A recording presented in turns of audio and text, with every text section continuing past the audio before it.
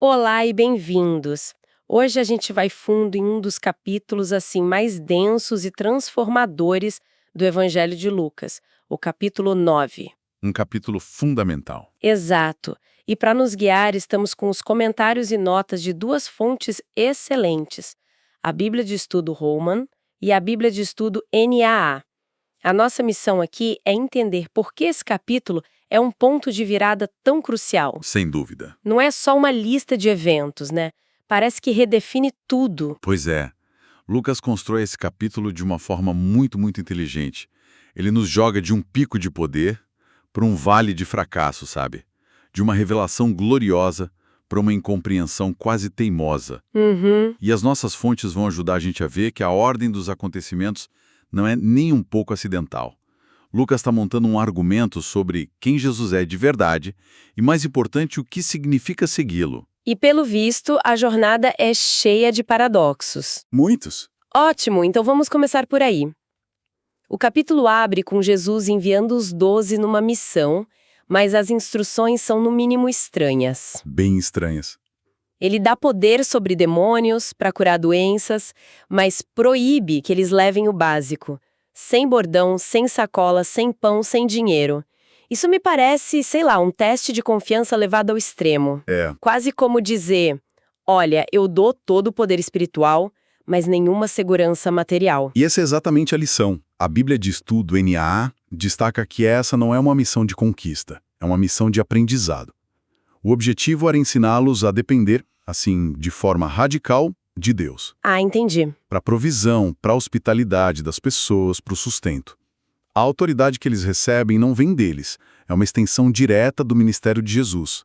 Então, a provisão também viria da mesma fonte. A falta de suprimentos força essa percepção, né? Exato.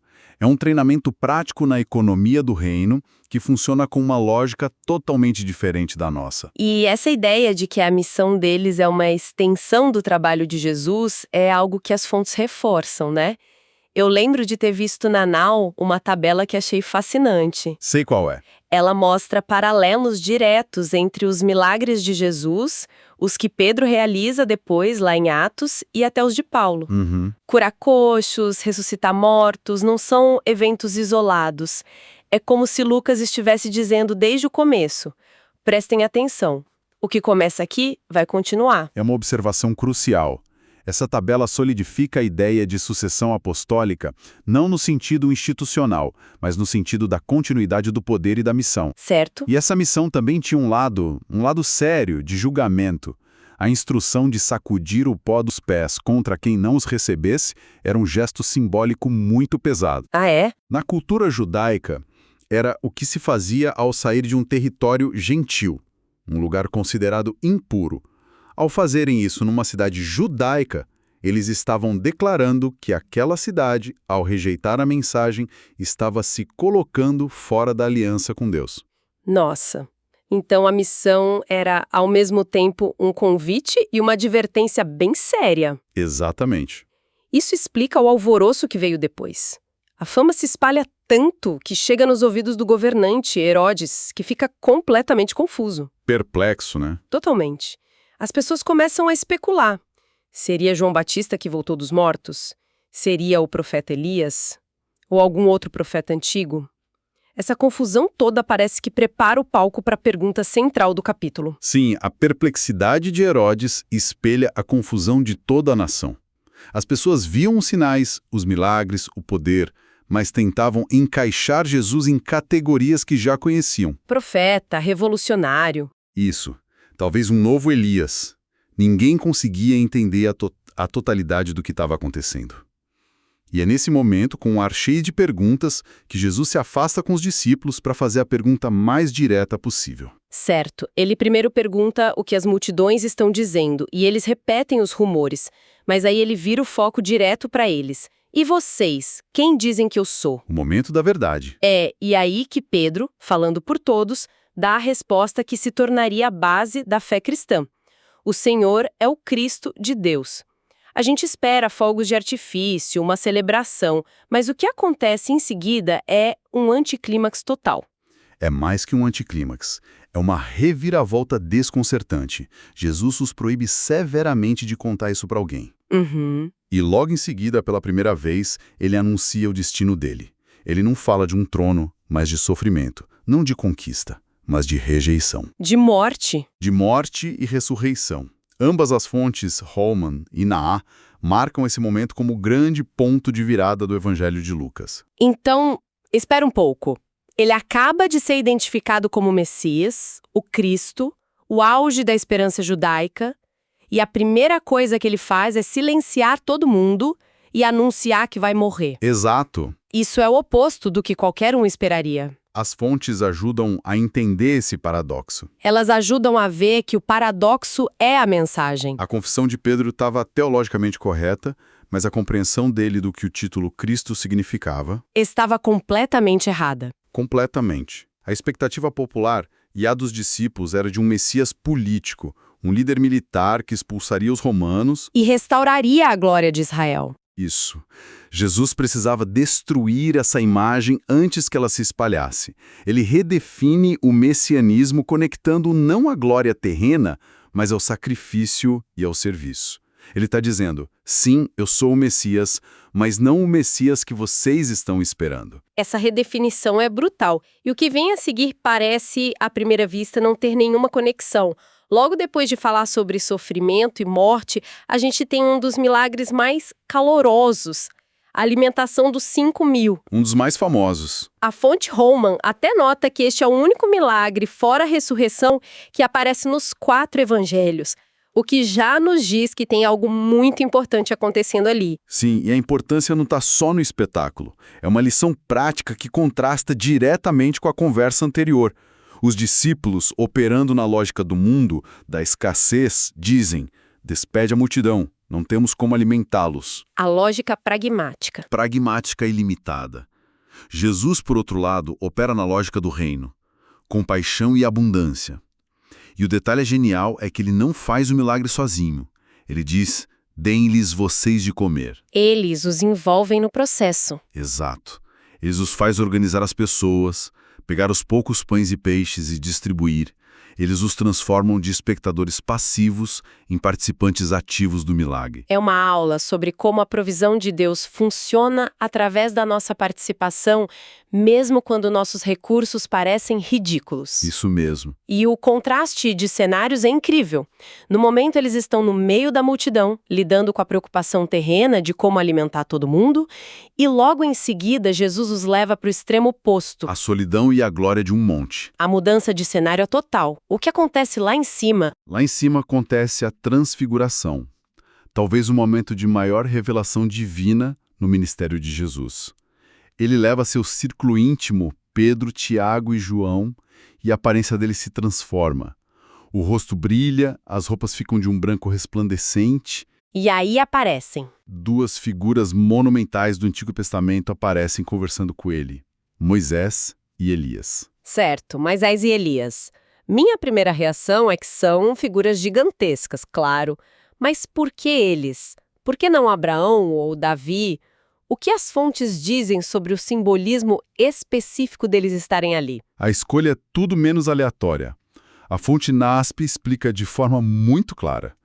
Moisés representa a lei, os 5 primeiros livros da Bíblia. O Pentateuco. Exato. E Elias é considerado o maior dos profetas. Juntos, eles personificam a totalidade das escrituras hebraicas. A presença deles ali serve como um testemunho de que Jesus não é uma novidade, mas sim o cumprimento de tudo o que a lei e os profetas apontavam. Eles estão figurativamente passando o bastão para Jesus. É uma ótima imagem. E o tema da conversa deles é a chave de tudo. Sim, o texto diz que eles falavam sobre a partida de Jesus, que se cumpriria em Jerusalém. A nota de rodapé na NAA menciona que a palavra grega usada é exodos. Isso não pode ser coincidência. Não mesmo. Lucas está intencionalmente ligando a morte e ressurreição de Jesus ao êxodo do Egito. Ah, claro. Assim como o primeiro êxodo libertou Israel da escravidão física, este novo êxodo em Jerusalém vai trazer a libertação da escravidão do pecado e da morte. Nossa, então a conversa sobre o êxodo no monte É uma conexão direta com a morte que ele acabou de anunciar. Não são dois eventos separados. A glória do monte e o sofrimento da cruz estão intrinsecamente ligados. E para selar a experiência, a voz de Deus Pai ecoa da nuvem. Este é o meu filho, o eleito. Escutem o que ele diz. A autoridade final, que antes estava na lei e nos profetas, agora repousa unicamente em Jesus. É o ponto mais alto que se pode imaginar. Uma confirmação divina, uma visão da glória celestial. Mas a descida do monte é um choque de realidade brutal. Brutal é a palavra. Eles voltam e encontram o caos. Os outros 9 discípulos, no meio de uma discussão, incapazes de expulsar um demônio de um menino. A reação de Jesus é de uma frustração palpável. Ó geração incrédula e perversa. O que essa falha deles revela logo depois de um momento tão glorioso? Revela um contraste devastador, que é central para a mensagem de Lucas. A fonte NA aponta que a experiência no topo da montanha não se traduziu automaticamente em poder no vale. Mostra que a fé deles ainda era fraca, superficial, e isso nos dá uma pista daquele paradoxo que a gente mencionou. Às vezes, as experiências espirituais mais intensas podem nos deixar despreparados para a realidade crua do mundo. E o mais impressionante é que a incompreensão não para aí. Assim que Jesus resolve a situação, o texto diz que enquanto todos estavam maravilhados, eles começaram a discutir entre si qual deles seria o maior. É quase inacreditável, né? É. Eles acabaram de testemunhar a transfiguração, ouviram sobre o sofrimento, viram seu próprio fracasso e a primeira coisa que fazem é uma disputa de ego. É um retrato tão humano e um pouco deprimente. É um retrato da nossa própria natureza, não é? Eles ainda estão presos à lógica do poder, do status. Eles ouviram as palavras sobre sofrimento, mas não internalizaram. Não mesmo. E Jesus precisa, de novo, subverter completamente a ideia deles de grandeza. Ele pega uma criança, o símbolo de alguém sem status nenhum na sociedade da época, e diz que a verdadeira grandeza está em acolher alguém como ela. Uma lição visual e chocante. Mas parece que a lição não entra, porque logo em seguida temos mais 2 exemplos de incompreensão total. Primeiro, João, um dos que estava no monte. Pois é, o João. Chega todo orgulhoso dizendo que proibiu um homem de expulsar demônios em nome de Jesus porque ele não nos segue. É um zelo clubista, tribal. Sim, eles transformaram a missão em uma questão de nós contra eles. E Jesus precisa corrigi-los de novo. Mas o ápice da incompreensão vem logo depois, quando uma aldeia samaritana se recusa a recebê-los. Ah, sim. Tiago e João. Os filhos do trovão. Eles perguntam: Senhor, quer que mandemos descer fogo do céu para consumi-los como Elias fez? Eles querem usar o poder de Deus para vingança. É a mentalidade do Messias guerreiro que Jesus tinha acabado de rejeitar, só que aplicada por eles mesmos. Exato. Eles viram Elias na montanha e a única lição que tiraram foi a do poder destrutivo. Precisamente. E é nesse contexto todo de fracasso, de disputas, de zelo equivocado, que o capítulo termina. E termina com Jesus definindo, nos termos mais duros possíveis, o que significa ser seu discípulo. São aquelas 3 respostas, né? Isso. Ele encontra 3 homens que se oferecem para segui-lo, e as respostas de Jesus são como 3 golpes, demolindo qualquer noção romântica de discipulado. São frases que ficam marcadas. Pro primeiro, ele diz que não há segurança nem conforto. As raposas têm os seus covis, mas o filho do homem não tem onde reclinar a cabeça. Para o segundo, que pede para enterrar o pai, uma obrigação sagrada, a resposta é chocante. Deixe que os mortos sepultem os seus próprios mortos. Você, porém, vai e anuncie o reino de Deus. E para o terceiro, que só queria se despedir da família, vem a imagem final. Ninguém que põe a mão no arado e olha para trás é apto para o reino de Deus. A mensagem é inequívoca. Seguir Jesus não é um hobby, não é algo que você acrescenta à sua vida. Exige uma prioridade que suplanta tudo. Segurança, família, passado. Ufa! Que jornada dentro de um único capítulo.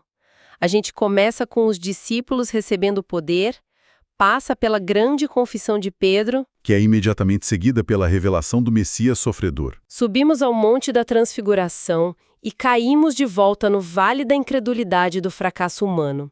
E tudo termina com esse chamado radical, sem concessões. E ao juntar tudo isso, a mensagem de Lucas se torna clara.